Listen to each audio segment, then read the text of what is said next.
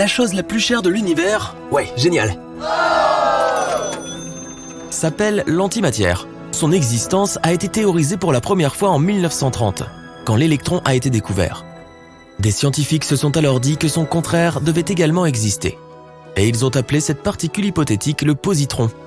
Plus tard, on prouva l'existence des antipodes d'autres particules élémentaires, les protons et les neutrons.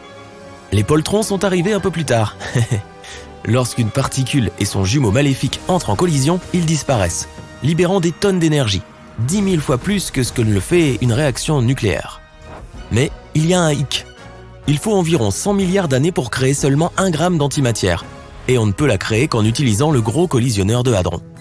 C'est pourquoi 1 gramme de cette substance coûte environ 62 billions de dollars, et nous ne sommes pas encore prêts d'en obtenir autant. Au cours de toute l'histoire de l'observation spatiale, seuls 2 objets provenant d'un autre système stellaire, ou peut-être même d'une autre galaxie, sont entrés dans notre système solaire. Le premier était l'astéroïde Oumuamua, découvert en 2017. Le second était Borisov, une comète découverte en août 2019. Le nuage de poussière qui l'entoure permet aux scientifiques d'en savoir plus sur les substances qui pourraient nous venir d'une autre galaxie. Une étoile peu ordinaire en forme de goutte d'eau a été découverte. Elle possède presque 2 fois la masse du Soleil et ressemble à une grosse goutte de lave, à cause de l'étoile naine qui se trouve près d'elle. Cette petite voisine attire son énergie et déforme sa surface.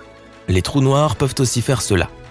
À quelques 215 millions d'années-lumière de nous, une étoile a été spaghettifiée par la gravité d'un trou noir situé à proximité. Les astronomes sur Terre ont dû utiliser des dizaines de télescopes pour enregistrer l'événement. Ce qu'ils ont vu, c'est un trou noir engloutissant une étoile en l'étirant jusqu'à ce qu'elle ne soit plus qu'un mince rayon de matière. Pendant qu'il mangeait, le trou éjectait des milliards de tonnes de matière stellaire dans l'espace. Mais à environ 250 millions d'années-lumière de chez nous, a eu lieu un événement miraculeux. En 2020, une géante rouge s'est approchée de trop près d'un trou noir massif, 400 000 fois plus lourd que le Soleil, et s'est retrouvée prise dans son champ gravitationnel. Normalement, cela signifie qu'il n'y a pas d'échappatoire. Une fois qu'un trou noir a attrapé quelque chose, il ne le lâchera plus. Mais dans le cas qui nous occupe, l'étoile a réussi à s'échapper.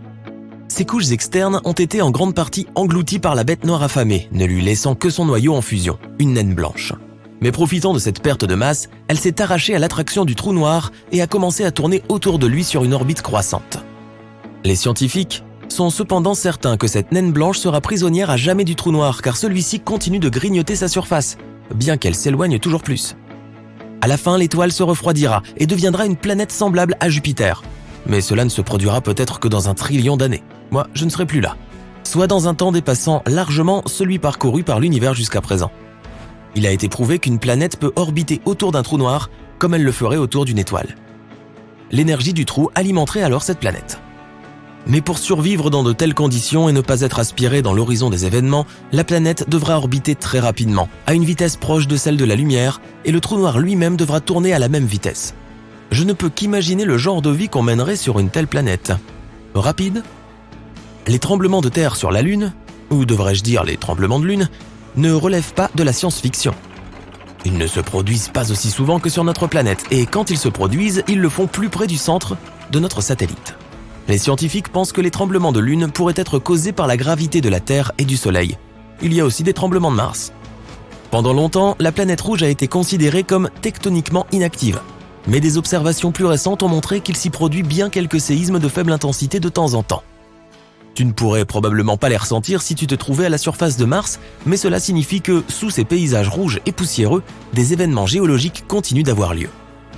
À une distance de 640 années-lumière du Soleil, des scientifiques ont découvert la planète WASP-76b, où il pleut du fer. Cette planète est très proche de son Soleil et a toujours son même côté tourné vers lui. On parle alors de verrouillage gravitationnel. La température du côté ensoleillé est si élevée que les métaux y fondent et s'y évaporent. L'autre moitié de la planète est assez froide pour que les métaux se condensent à nouveau et y tombent sous forme de pluie.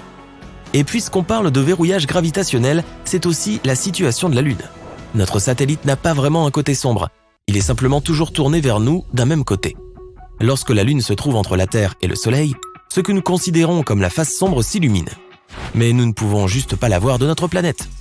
Et voilà, il s'avère qu'il y a beaucoup de planètes dans l'univers et même dans la Voie lactée sur lesquelles se trouve de l'eau liquide ou gelée. La plus proche fait même partie de notre système solaire, c'est Europe, l'une des lunes de Jupiter. Les scientifiques sont presque sûrs que, sous sa surface gelée, se trouve un véritable océan. Mais il est encore trop tôt pour espérer trouver de la vie sur ces planètes. L'eau liquide n'est qu'une des nombreuses choses qui doivent être présentées pour que la vie commence à se développer. En fait, il y a un endroit à des millions d'années-lumière où l'on trouve un nuage spatial entièrement constitué d'eau. Il y en a tellement qu'on pourrait remplir nos océans 140 billions de fois avec. Un peu plus que ce dont nous avons besoin. L'eau sur Terre est en fait un puzzle enveloppé de mystères. La théorie la plus populaire est qu'elle a été apportée sur notre planète par des comètes et des astéroïdes glacés qui ont laissé derrière eux non seulement d'importants cratères, mais aussi la substance liquide grâce à laquelle nous avons eu la possibilité d'exister. Mais dans l'espace, il y a beaucoup de matière organique et dans certaines conditions, elle pourrait donner tellement d'eau que cela suffirait à remplir 1000 fois nos océans. Les chercheurs ont réalisé une expérience dans laquelle ils ont chauffé cette matière organique et obtenu de l'eau claire et du pétrole. Si cela est confirmé par des études ultérieures, ça pourrait signifier que le pétrole lui-même est apparu sur Terre non seulement grâce aux restes fossilisés d'êtres vivants, mais qu'il provient aussi en partie de l'espace. Et pourtant, il pourrait y avoir environ 6 milliards de planètes semblables à la Terre dans la seule Voie lactée.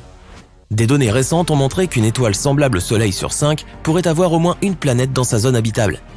Mais il ne peut pas s'agir de n'importe quelle planète. Il lui faut un noyau et une surface faite de roches, et sa taille doit être proche de celle de la Terre. Située dans la zone habitable de son étoile, une telle planète aurait de grandes chances de voir des créatures vivantes se développer à sa surface, tout au moins des microbes. Et s'il y a des milliards de ces planètes dans notre galaxie, on peut dire sans risque qu'au moins d'une d'entre elles est non seulement habitable, mais déjà habitée. Et maintenant, multiplie cela par le nombre de galaxies dans l'univers, en considérant aussi que beaucoup d'entre elles sont bien plus grandes que la Voie lactée. Cela nous donne des milliards et des milliards d'étoiles semblables au Soleil et de planètes semblables à la Terre. Certaines d'entre elles doivent même être très proches de notre machine ronde. Jusqu'à récemment, nous pensions que notre galaxie ressemblait à une spirale circulaire. Mais des recherches récentes ont montré qu'elle ressemblait davantage à une chips Pringles. Des scientifiques ont mesuré les distances entre le Soleil et les autres étoiles et ont créé une carte en 3 dimensions de la Voie lactée à partir de ces données. Il s'est avéré que notre galaxie est légèrement incurvée sur les bords et qu'elle a une forme en S. Et écoute ça! Si nous nous tenons debout, c'est peut-être à cause des explosions de supernovas. Il y a environ 2,5 millions d'années, une supernova a été projetée des rayons cosmiques sur notre planète. Ils ont déclenché une série de tempêtes électriques dans l'atmosphère terrestre, qui se sont ensuite transformées en orages. Ceux-ci ont à leur tour provoqué des incendies de forêt dans le nord-est de l'Afrique où vivaient nos ancêtres. Ces incendies ont transformé la zone forestière en savane, la pression atmosphérique a changé et nos ancêtres ont dû se tenir sur 2 jambes pour survivre. La plus grande explosion depuis le Big Bang a été enregistrée en 2019. Elle s'est produite dans l'amas d'Ophiuchus, qui réunit des milliers de galaxies. Selon les scientifiques, ce serait comme de déclencher 20 milliards de milliards, soit 18 zéros, de mégatonnes d'explosion de TNT tous les millièmes de seconde pendant 240 millions d'années. Je n'ai pas fait le calcul moi-même, je n'ai jamais été très bon en maths. Tu te souviens de l'astéroïde qui a anéanti les dinosaures sur notre planète ? Qui pourrait l'oublier ? Il est possible qu'un autre spectacle cosmique se soit mal terminé pour au moins 75% de la vie sur Terre dans le passé. Il y a environ 360 millions d'années, une explosion de supernova s'est produite à environ 65 années-lumière de nous, et les rayons cosmiques envoyés par celle-ci ont balayé la couche d'ozone de notre jolie boule bleue. Si elle avait été plus proche, toute la vie aurait pu facilement disparaître. En ce moment, la plus grande menace pour nous vient de Betelgeuse. Pas le film. Une étoile géante à environ 600 années-lumière de nous. Si elle se transforme en supernova, nous la verrons à l'œil nu, même pendant la journée. À quoi ressemblerait la Terre si elle avait vu le jour dans un autre système stellaire ? J'ai fait quelques recherches pour toi afin de le savoir. Et ce que j'ai découvert s'est révélé étonnamment positif. Des tropiques chauds, des vents forts et des libellules géantes. Mais bon, je vais tout expliquer depuis le début. Entre 1995 et aujourd'hui, la NASA a découvert plus de 4100 planètes situées en dehors du système solaire. Malheureusement, la plupart d'entre elles sont soit des boules de glace comme Neptune, soit des géantes gazeuses comme Jupiter. Mais il y a quand même pas moins de 161 planètes semblables à notre Terre. Et l'une d'entre elles est très proche de nous, dans la constellation du Centaure. Il y a 3 étoiles dans cette constellation. Les 2 premières s'appellent Alpha Centauri A et Alpha Centauri B. Si tu vis dans l'hémisphère sud, tu les as probablement vues. Elles sont très brillantes. À cause de cela, on dirait qu'il ne s'agit que d'une seule grosse étoile. Elles tournent l'une autour de l'autre très lentement. Et puis, il y a une troisième étoile, pas très loin d'elle. Une minuscule naine rouge, Proxima Centauri. Elle a reçu son nom en raison de sa proximité avec notre Soleil. Cette étoile est la plus intéressante, alors parlons-en davantage. Proxima Centauri se trouve à seulement 4,5 années-lumière de nous. Une année-lumière correspond à environ 9600 milliards de kilomètres. Ouais, si nous essayons de nous y rendre, notre voyage en navette spatiale nous prendrait un peu plus de 165 000 ans. Tu crois que c'est beaucoup ? À l'échelle de l'univers, c'est un peu comme si tu allais de ton canapé jusqu'à ton réfrigérateur. Proxima Centauri est beaucoup plus légère et beaucoup plus petite que le Soleil. Elle est aussi 2 fois plus froide que notre astre avec une température de 3000 Kelvin. C'est pourquoi nous ne pouvons pas la voir sans télescope. Mais la bonne nouvelle, c'est qu'elle brûlera pendant des milliers de milliards d'années. Et tu n'as pas à t'inquiéter, elle ne dévorera pas ses éventuels futurs voisins comme notre propre Soleil. Et oui, l'exoplanète que j'évoquais plus tôt est située juste à côté de Proxima Centauri. Cette planète s'appelle Proxima b. Oui, je sais, les scientifiques se sont surpassés le jour où ils ont inventé tous ces noms. J'espère que tu ne t'en mêleras pas les pinceaux. Elle est légèrement plus grande et plus massive que notre Terre. Et elle est située dans la zone habitable de Proxima Centauri. Cela signifie qu'il peut y avoir de l'eau et même des micro-organismes là-bas. Oui, il est possible qu'un jour nous y trouvions la vie. Mais pour l'instant, nous ne savons pas grand-chose de cette mystérieuse planète. C'est probablement une planète rocheuse, comme notre Terre, et elle doit donc avoir un paysage similaire. Mais ce n'est qu'une théorie. Qui sait quel genre de blingue l'univers est capable d'inventer ? Ce serait dommage de faire un voyage de 165 000 ans juste pour tomber sur un gros morceau de glace ou quelque chose du même genre. Heureusement, nous n'aurons probablement pas à attendre aussi longtemps. Nos plus grands savants sont en train de développer une technologie qui nous permettra de nous déplacer à une vitesse proche de celle de la lumière. S'ils réussissent, nous pourrons atteindre Proxima b en seulement 20 ans. Mais trêve de bavardage, cette vidéo ne porte pas sur Proxima b. Elle porte sur ce qui serait arrivé si la vie était apparue non pas dans notre système solaire, mais dans Alpha Centauri. Et si nous gravitions autour de Proxima Centauri, ou des 2 autres étoiles ? Alors maintenant, imaginons que la Terre ait remplacé Proxima b. Je vais appeler cette nouvelle planète la Nouvelle Terre. On dirait que moi non plus je ne suis pas super doué pour les noms. Tout d'abord, parlons de l'orbite. Cette nouvelle Terre doit être environ 25 fois plus proche de son étoile que Proxima b ne l'est. Sinon, il va y faire un froid inimaginable. Déplaçons donc la planète un peu plus près. Parfait. Une journée dure toujours 24 heures. Mais notre période orbitale est très élevée. Proxima b tourne autour de son étoile en 11 jours. Mais nous y arriverons en seulement 8 jours. Tu pourras fêter ton anniversaire toutes les semaines. Super, mais attends, il y a un petit problème. Tu vois, Proxima Centauri est une étoile éruptive. Cela signifie que, parfois, sans prévenir, elle projette des vents stellaires. Ces vents transportent tout un tas de particules ionisées, qui se déposent ensuite sur les planètes. Oui, notre Soleil lui aussi fait ça. Mais Proxima Centauri nous bombarde avec une puissance 2000 fois supérieure. Les niveaux de radiation sont donc hors normes, c'est le moins que l'on puisse dire. Mais ne t'inquiète pas, tout va bien. Tout ce dont nous avons besoin, ce sont de champs magnétiques incroyablement robustes. Ils nous permettront d'avoir une atmosphère très épaisse et de nous protéger des coups de colère de Proxima Centauri. Mais maintenant, il va faire très chaud. Ou pas. Encore un problème. Les scientifiques ne savent toujours pas exactement comment les planètes de Proxima Centauri gravitent autour d'elle. Et s'il s'avérait qu'elles sont en état de verrouillage gravitationnel comme notre Lune ? Alors, une moitié de notre nouvelle Terre serait une poêle à frire, et l'autre moitié serait constituée de déserts glacés. Allez, ce n'est pas grave, nous nous installerons simplement quelque part au milieu. Je n'imaginais pas que je dirais ça un jour, mais il fera certainement doux au pôle Nord.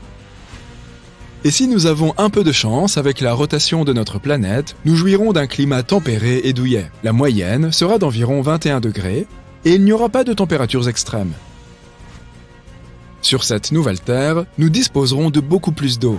La météo y sera généralement assez folle, des vents très forts et des pluies dévastatrices qui pourront durer assez longtemps. Mais on pourra s'adapter. Les changements de température sont beaucoup plus perceptibles dans les montagnes. Tout comme sur Terre, plus tu montes, plus il fera froid. Sauf qu'il fera très froid ici, au sommet.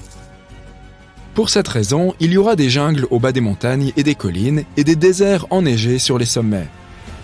Mais en général, ce sera presque comme sous les tropiques terriens. La flore y sera abondante. Les arbres seront peu élevés mais luxuriants. Notre atmosphère épaisse facilitera aussi le vol. Il y aura donc beaucoup de grands animaux volants. Par exemple, des libellules avec une envergure de 5 mètres. Passons à autre chose. Le ciel y sera beaucoup plus clair que sur Terre et très nuageux.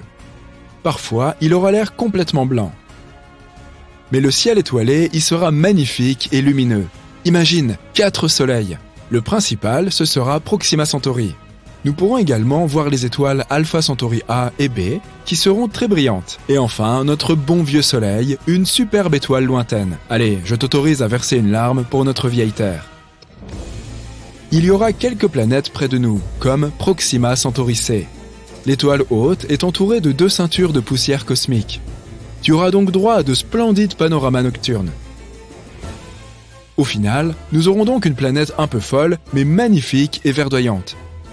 Personnellement, j'accepterais d'y emménager dès le mois prochain. Et toi, qu'en dis-tu? Partage ton avis dans les commentaires.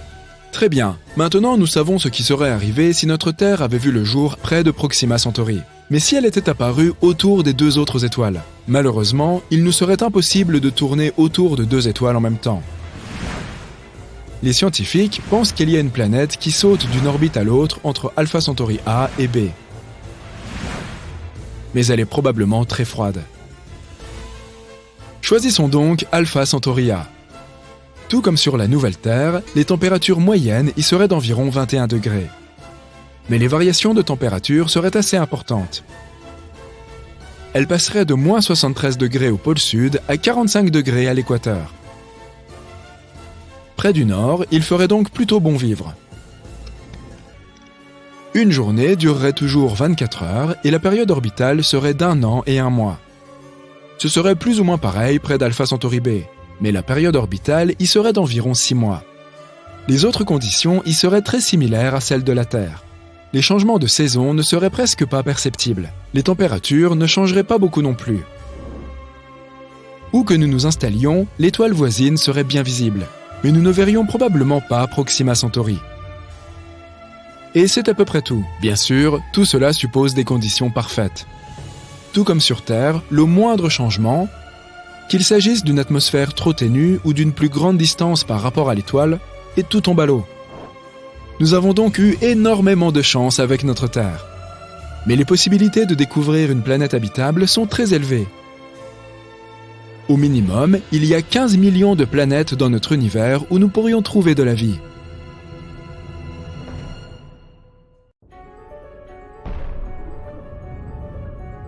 Cela fait plus de 400 ans qu'il n'y a pas eu de supernova dans la Voie lactée. Nous avons donc beaucoup de retard. Voici donc les étoiles les plus susceptibles de faire boum si ce n'est déjà fait. En tête de liste, l'étoile Eta Carinae de l'hémisphère sud. Les lettres grecques précédant le nom d'une constellation indiquent le niveau de brillance d'une étoile dans cette dernière. En 1677, Sir Edmund Halley a enregistré Eta Carinae comme la 7e étoile la plus brillante de la constellation du Carène. Eta étant la 7e lettre de l'alphabet grec. Elle n'était peut-être pas si brillante pour Sir Edmund et ses contemporains au XVIIe siècle, mais les études modernes estiment qu'elle est 5 millions de fois plus lumineuse que notre Soleil. La luminosité est un terme technique utilisé par les astronomes. Il ne signifie pas seulement brillance, mais fait référence à l'énergie totale libérée à toutes les fréquences. Et Eta Carinae libère 5 millions de fois plus d'énergie que le Soleil.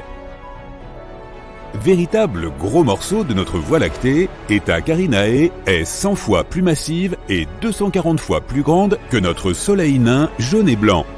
De toute évidence, Eta Carinae est assez éloignée, environ 7500 années-lumière. Pourtant, même à une telle distance, si cette étoile devient hypernova, elle peut quand même avoir un impact sur la couche d'ozone de la Terre, perturber les communications par satellite et blesser les astronautes. 159 ans après l'observation de Halley, Eta Carinae a connu une explosion de type nova. Elle est passée de l'état d'étoile de faible luminosité à celui de la 2e étoile la plus brillante visible depuis la Terre, mais seulement pendant 27 ans. De 1836 à 1863, Eta Carinae était la deuxième étoile la plus brillante visible de chez nous après Sirius, l'étoile du chien, qui n'est qu'à 8 années-lumière. Depuis 1863, à part quelques poussées, Eta Carinae est revenue à sa luminosité d'origine, soit une magnitude de 4,5. Les astronomes pourraient nous présenter des excuses pour la nomenclature de la magnitude des étoiles. Plus une étoile, une planète ou une lune est brillante, plus sa magnitude est faible. Ainsi, les étoiles qui sont plus brillantes que la magnitude 1 sont soit de magnitude 0, soit de magnitude négative. La pleine lune, par exemple, a une magnitude de -13. Une étoile de magnitude 4,5, comme Eta Carinae, est assez peu visible depuis la Terre, mais tu la verrais clairement dans un ciel nocturne sans pollution lumineuse si tu vivais au sud de la latitude du Caire. 30 degrés de latitude nord est le point le plus au nord d'où l'on peut observer cette étoile. Mais Eta Carinae est actuellement en train de faire quelque chose. Elle brille de nouveau, et elle est même plus brillante qu'elle ne l'a jamais été depuis 1864. C'est une situation complexe. Eta Carinae est en réalité constituée de deux étoiles, Eta Carinae A et Eta Carinae B. Il y a une troisième étoile à proximité qui interagit également avec la dynamique de cette étoile double. Logiquement, elle s'appelle Eta Carinae C.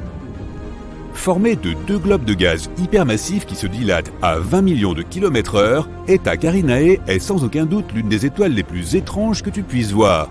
Rappelle-toi qu'elle se situe à 7500 années-lumière de nous. Si quelque chose lui arrivait au cours des 7500 dernières années, comme une hypernova, nous ne le saurions même pas, car aucun des rayonnements électromagnétiques d'Eta Carinae ne serait encore parvenu jusqu'à nous. Les astronomes surveillent de près Eta Carinae, car elle pourrait devenir une hypernova à tout moment, ou peut-être l'a-t-elle déjà fait il y a 5000 ans. Dans ce cas, nous n'aurions plus qu'à attendre 2500 ans pour le découvrir. Parmi une liste de plus de 30 étoiles susceptibles de devenir des supernovas, Rho Cassiopeiae est le choix de nombreux astronomes. Rho étant la 17e lettre de l'alphabet grec, cela signifie que Rho Cassiopeiae est l'étoile ayant la 17e magnitude la plus brillante de la constellation de Cassiopée. Pourtant, c'est l'une des 7 seules étoiles hypergéantes jaunes connues dans la Voie lactée. Encore un gros morceau. Pour être visible à une magnitude de 4,5 à environ 10 000 années-lumière, ce doit être une très grosse étoile, une hypergéante. Placée là où se trouve le Soleil, elle engloberait l'orbite de Mars. Mais elle est encore jaune. Si elle était rouge, cela indiquerait une température de surface plus froide. Donc, aussi énorme soit-elle, Rho Cassiopeiae est toujours aussi chaude que notre Soleil, voire un peu plus. Cela ne peut signifier que deux choses. 1. Au plus profond de son noyau, Rho Cass fusionne des atomes bien plus lourds que l'hydrogène ou l'hélium. Et 2. Elle produit beaucoup plus d'énergie qu'une étoile géante rouge. En 2000, Rho Cassiopeiae a fait une éruption massive. Elle s'est illuminée en éjectant 10 000 fois la masse de la Terre dans l'espace à 4 fois la vitesse du son. Les astronomes ont détecté la signature d'oxyde de titane dans cette éruption. Cela signifie que Rho Cassiopeiae est beaucoup plus proche qu'on ne pensait d'une supernova, voire d'une hypernova. Le fer se situe juste quelques échelons au-dessus du titane dans le tableau périodique des éléments. Quand le fer se forme, la fusion s'arrête et une étoile s'effondre. Rho Cassiopeiae en est donc proche, ou plutôt en était proche, car l'éruption observée en l'an 2000 s'est réellement produite 10 000 ans auparavant. De nombreux astronomes pensent que Rho Cassiopeiae est déjà devenue une hypernova, a formé un trou noir et n'existe même plus. De son côté, Bételgeuse a attiré l'attention sur elle il n'y a pas si longtemps. Elle s'est considérablement affaiblie et n'est plus qu'à 37% de sa luminosité habituelle. Se prépare-t-elle à devenir une supernova ? Bételgeuse est de loin l'étoile la plus brillante de tout le ciel, en lumière infrarouge. Ce détail est important car il est lié au statut de Bételgeuse en tant que candidate à la supernova. Mais nous le verrons bientôt. Bételgeuse est également nommée Alpha Orionis, encore une désignation en lettres grecques. Nous devrions donc en conclure que Bételgeuse est l'étoile la plus brillante d'Orion, non ? Faux, c'est la deuxième étoile la plus brillante de sa constellation. C'est Rigel, ou Beta Orionis, l'étoile la plus brillante d'Orion. Ceci est dû au fait que Bételgeuse est classée comme une étoile variable semi-régulière. son cycle de pulsation d'environ 400 jours modifie sa luminosité d'environ une magnitude complète, la faisant passer de bien plus brillante qu'une étoile de magnitude 1 à proche d'une étoile de magnitude 2. Mais on n'a jamais observé une diminution de luminosité de Bételgeuse aussi rapide et radicale que récemment. De fin 2019 à mi-2020, Bételgeuse a traversé une période d'atténuation substantielle lors d'une éjection de masse.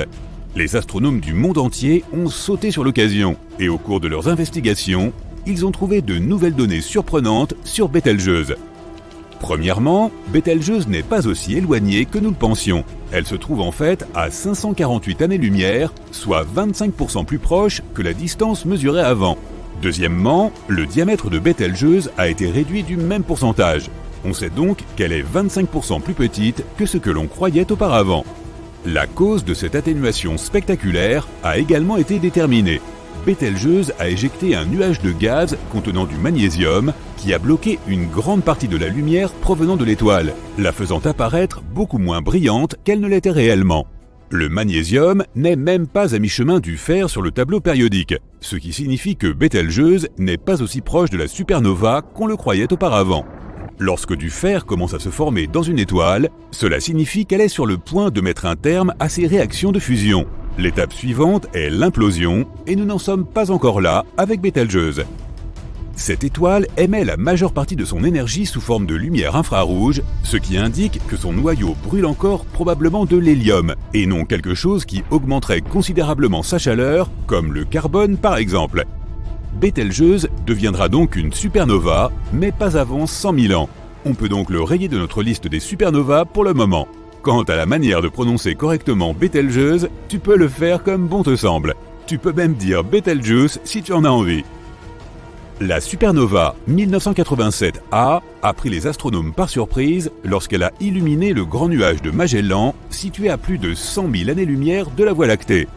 C'est alors que l'attention s'est portée sur une étoile similaire, beaucoup plus proche de la Terre, Rigel de la constellation d'Orion. Pourrait-elle nous surprendre en devenant soudainement une supernova ? Il existe un phénomène appelé le problème des supernovas. Il semble que les étoiles faisant plus de 17 fois la masse du Soleil ne se transforment pas toujours en supernova. Récemment, une géante rouge a tout simplement disparu sans passer par la case supernova. Ce phénomène s'était souvent produit dans des simulations informatiques de supernova, mais il a fini par se produire dans la vie réelle. Rigel fait 21 fois la masse du Soleil. Donc deviendra-t-elle une supernova ou disparaîtra-t-elle simplement dans le trou noir qu'elle créera en son cœur ? Les astronomes et les physiciens poursuivent leurs recherches pour en apprendre davantage sur la dynamique des étoiles massives en scrutant le ciel à la recherche de la prochaine supernova qui se produira dans la Voie lactée. En attendant, nous pouvons être sûrs que la Terre n'est pas menacée par les effets des explosions de supernovas proches. Nous vivons dans un quartier stellaire plutôt calme, sauf pour les Martiens qui vivent à côté de nous.